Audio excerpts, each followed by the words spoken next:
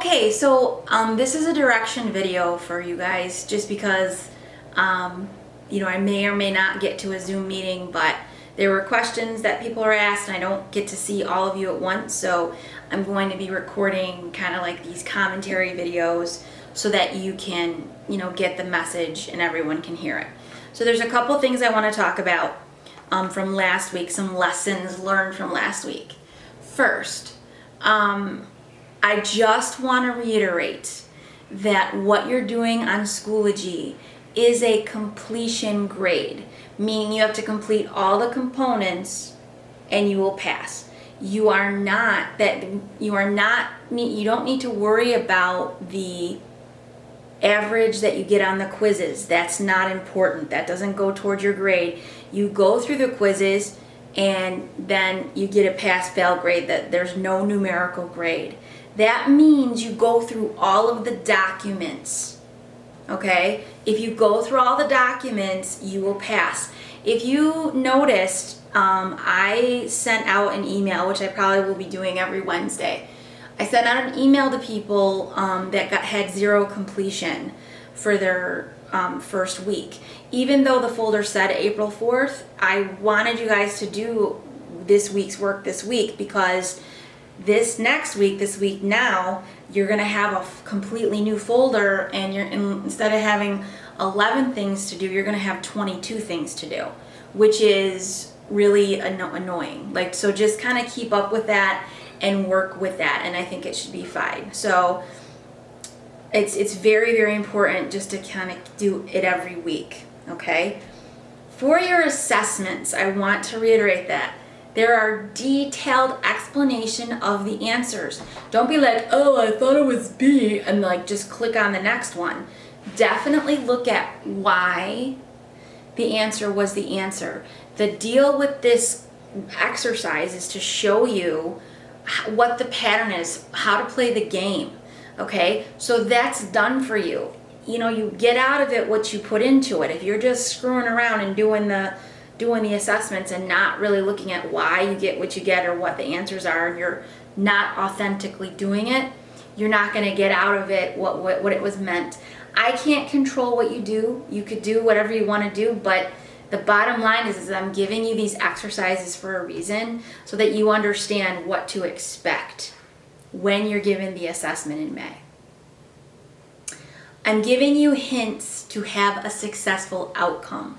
So, for example, the PowerPoint that I gave you guys last week, that talked about strategies for the multiple choice questions, both the writing and the reading. Based on your grades, the writing is a little bit more easier than the reading, okay? And that's okay, but I did give you some close reading techniques and things that you could work on. And remember SOAPs, we started that back in September.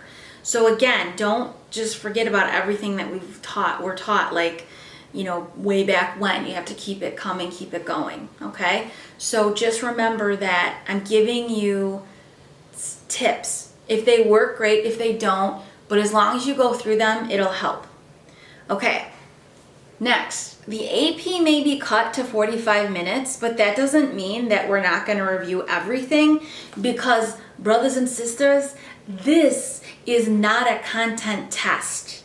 This is a skills-based test. This is a skills-based test. So you have been introduced to all the skills that you need to take this test.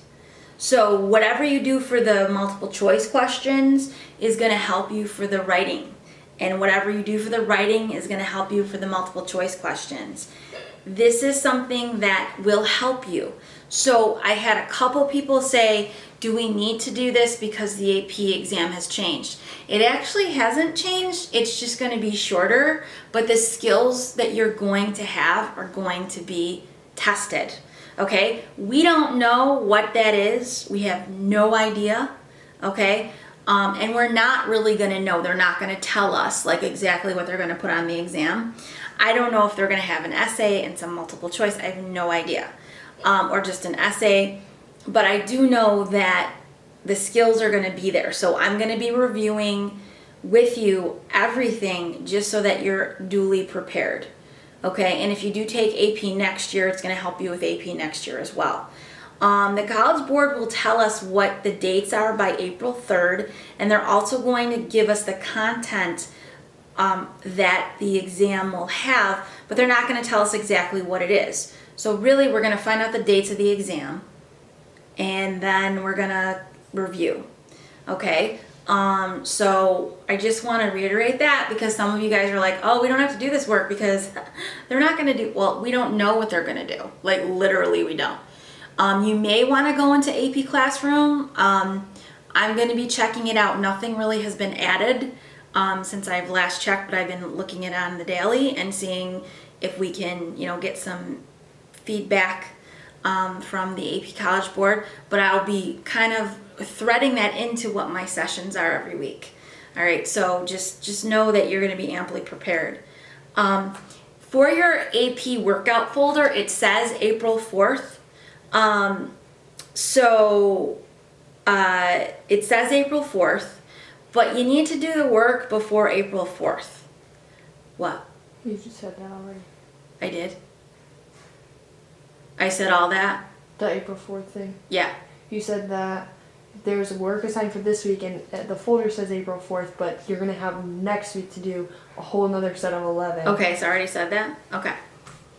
And now, we have a new segment, and it's called Winston's Wisdom.